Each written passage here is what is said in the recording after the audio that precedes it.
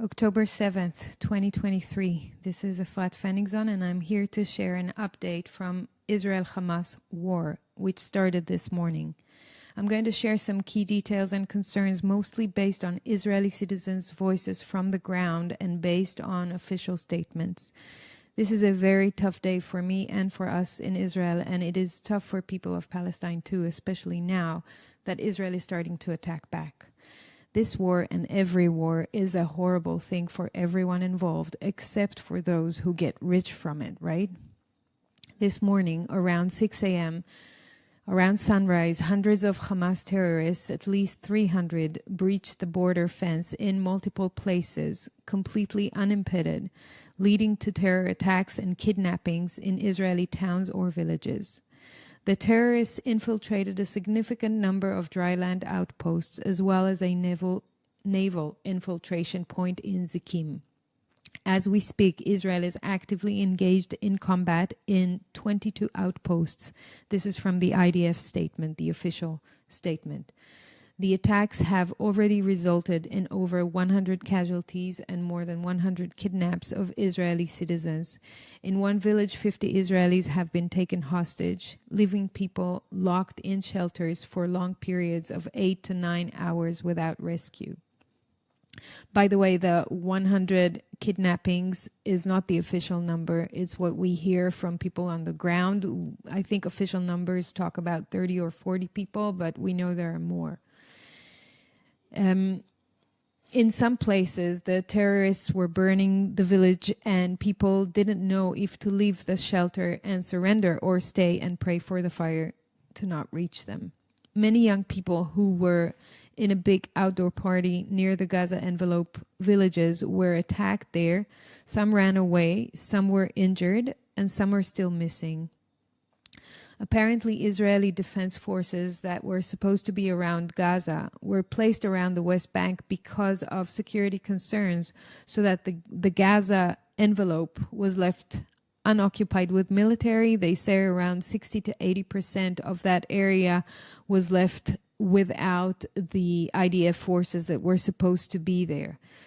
Soldiers are being recruited for reserves as we speak from this morning, but because of stupid reasons such as no public transport, they're waiting hours to get to the bases.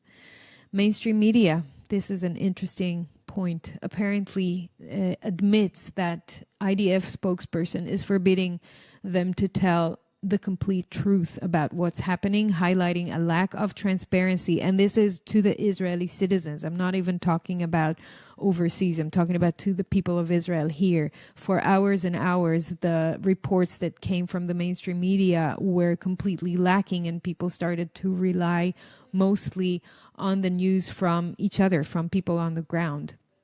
Only now, 6 p.m. Israel time, or it's actually 7 already, 12 hours after the event started, we received the first formal statement from the IDF spokesperson, and I will include an article with that statement in the notes.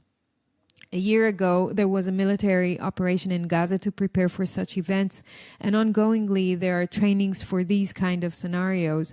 This raises serious questions for me anyway about Israeli intelligence. What happened? 2 years ago, there was a successful deployment of underground barriers with sensors to alert exactly on these kind of terrorist breaches. Israel has one of the most advanced and high-tech armies. How come there was zero response to the border and fence breaching? I cannot understand that. Personally, I served in the IDF 25 years ago in the intelligence forces.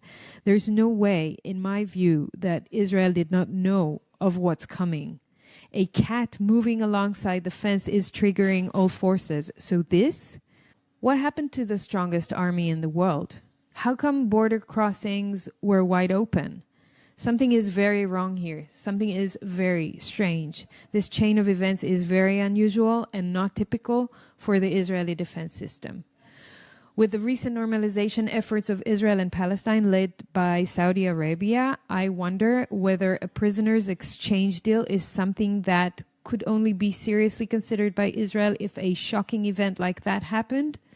Is it a possibility that only with Israel hostages it can be justified to release dangerous prisoners from Israeli prisons?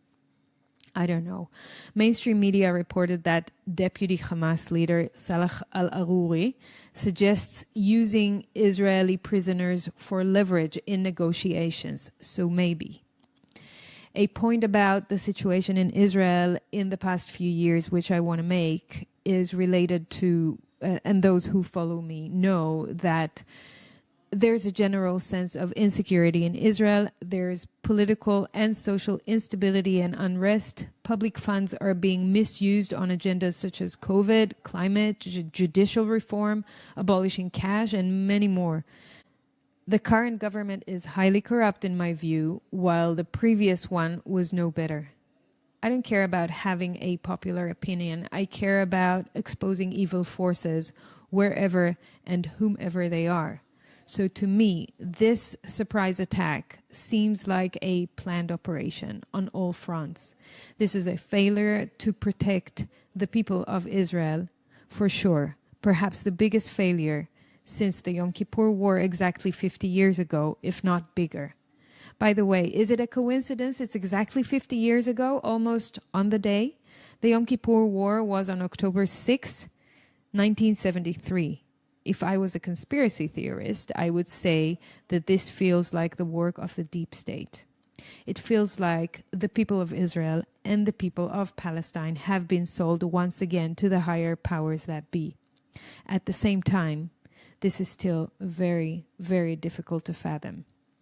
Have a good evening.